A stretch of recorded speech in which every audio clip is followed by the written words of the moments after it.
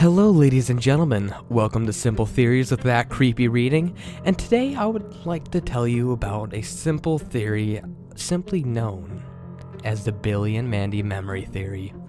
Without further ado, let's begin.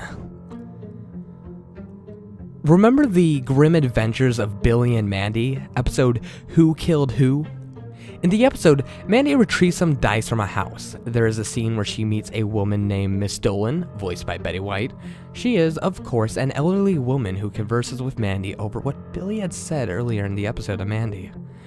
At the end of the episode, we discover that Miss Dolan actually beat the Grim Reaper in a staring contest after she and Mandy scared away Billy. Mandy exits the house. Mandy then looks back to discover that Miss Dolan was, in actual fact, a ghost. And in the final scene, we also discover from a portrait that Grim knew her for quite a long time and had actually came to reap her soul.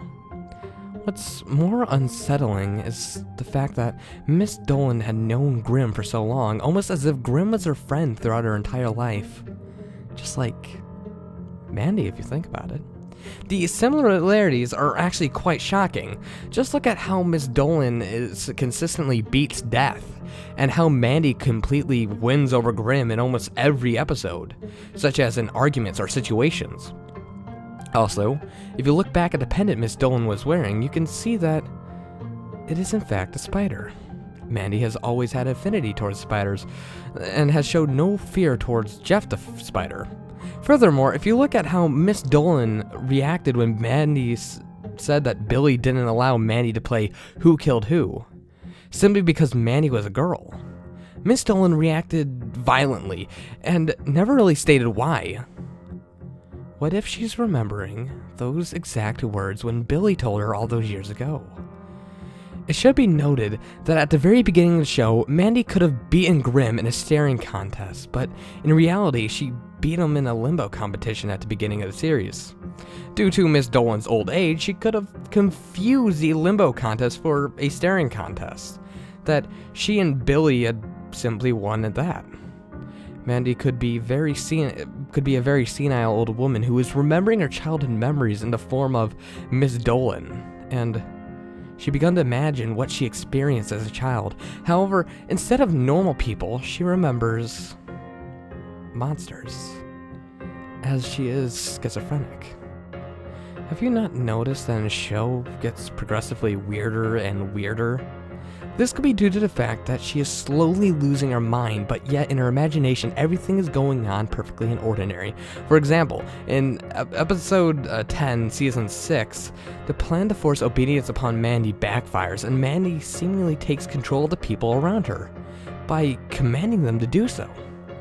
This points to Mandy being controller of the world, just like a child playing pretend. It also shows that Mandy will inevitably become an old woman whose soul shall be reached by Grim.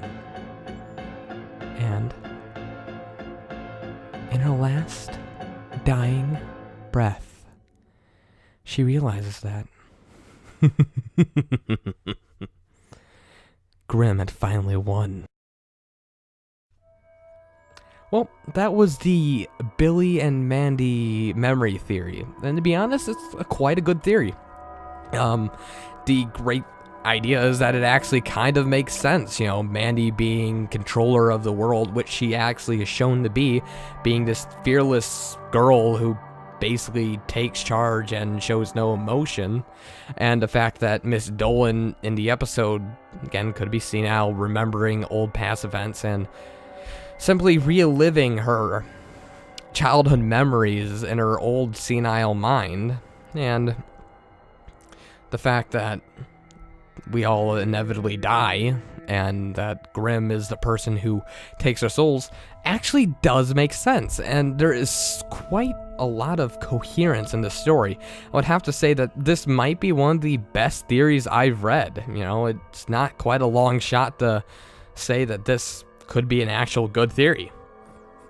The only downside of this is that it could have been written a little bit better. I had difficulty reading it on a grammar and way it was written.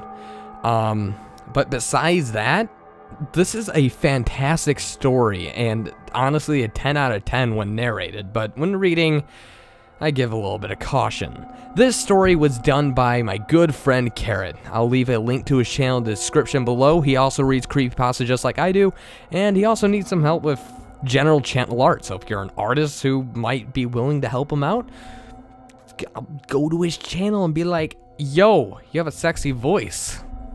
Go help me out, you know? But besides that, yeah, this is a great story, great plot, great coherence, and the fact that it plays on nostalgia, yet also being a great story on its own, makes this probably one of the modern day classics and creepypastas. This has been That Creepy Reading, signing off.